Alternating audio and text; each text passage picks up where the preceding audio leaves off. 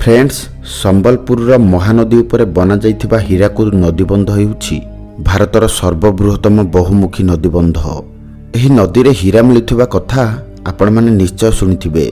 सेथिपई तो एही नदी को हीरार कुंड बोली कुहा जाए।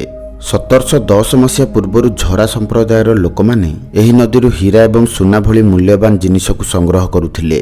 तेबे प्राचीन कालरू मिलुथिबा हीरा कोन आज पर्यंत एही नदी रे लुचि रहिछि? ता छड़ा 1710 मसीहार मिलुथिबा हीरा आमको प्रमाणित करि दिए जे एही नदी रे अनेक इतिहास लुचि रहिछि। तेबे आज आम भिडियो रे प्राचीन कालरू आज पर्यंत हीराकुद रे लुचि रहिथिबा इतिहास को विस्तृत रूप से जानिबा आपनको चैनल जीपी नॉलेज ओडिया रे।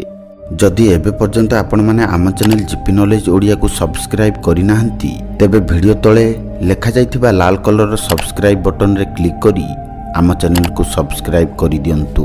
1860 मसीह दक्षिण आफ्रिकार हीरा खनिर आविष्कार पूर्व भारत में हीरार संधान मिल सारी जार प्रमाण पुरातन लेखकों पुस्तक आमको मिलता है।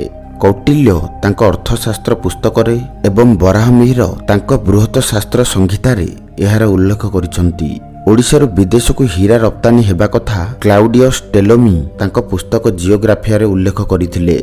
18 शताब्दी रे ब्रिटिश लेखक एडवर्ड गिबन तांको पुस्तक the decline fall of the Roman empire रे इटाली रो रोम को सुमेलपुर ठारू हीरार रप्तानी हेउथिला बोली उल्लेख करिसंती। टेलोमी एवं गिबन को पुस्तक ओडिशार संबलपुर रो हीरा रप्तानी हेउथिबार दर्शाए। एही हीरा भारतर कौनसी खनिरु नुहे महानदी रे थिबा गोटे द्वीपरु मिलिथिला जार नाम हीराकुद। महानदी केवल हीरा नुहे सुना मोती माणिक्य एवं क्वार्ज भली मूल्यवान पदार्थ मिलुथिला। सेथिपई महानदी रे थिबा सेही द्वीप को हीराकुद बा हीराकुंड बोली कुहा जाउथिला। परवर्ती समय रे कृष्णा गोदावरी अंचल हीरा खनि मिलबा परे ओडिशार हीरा को एते ध्यान दिया गला नाही, कारण खनिरु मिलुथिबा हीरार आकार महानदी मिलुथिबा हीरा ठारू बड़ एवं चमत्कारी थिला। 1757 रे पलासी युद्ध पर ब्रिटिश सरकार बंग प्रदेश अधिकार कले। सेतेबेले बंगर शासनकर्ता लॉर्ड क्लाइव महानदी हीरा विषय जानिथिले। 1766 रे संबलपुर राजा अभय सिंह 16 क्यारेट विशिष्ट हीरा को उपहार स्वरूप बंग पठाइथिले। क्लाइव से हीरा को देखि तांको व्यवसाय आरंभ करिबा पई बंगर गोटे पुलिस अधिकारी थॉमस मोटो को संबलपुर पठाइथिले, किंतु क्लाइव एथिरे सफल होई नथिले। पुणी 1840 रे ब्रिटिश अधिकारी मेजर उस्ले महानदी रे थिबा हीरार संधान पई संबलपुर आसीथिले। फ्रेंड्स, सेतेबेले महानदीर दुई पार्श्व रे झर संप्रदायर प्राय 32 गाँ थिला। आउ सबु गाँ को मिसाई प्राय 5000 रु अधिक लोक रहुथिले। सेमाने ही महानदी रे राजांक पई हीरा खोजुथिले, किंतु हीरा सहित सुना मिलिथिबारु सुना को कम टंकारे बिकी हीरा गुडी को राजांको देई दउथिले। 1860 रे दक्षिण आफ्रिकार हीरार खनन परे भारत रे मिलुथिबा हीरार नजर समस्तंक हटिगला।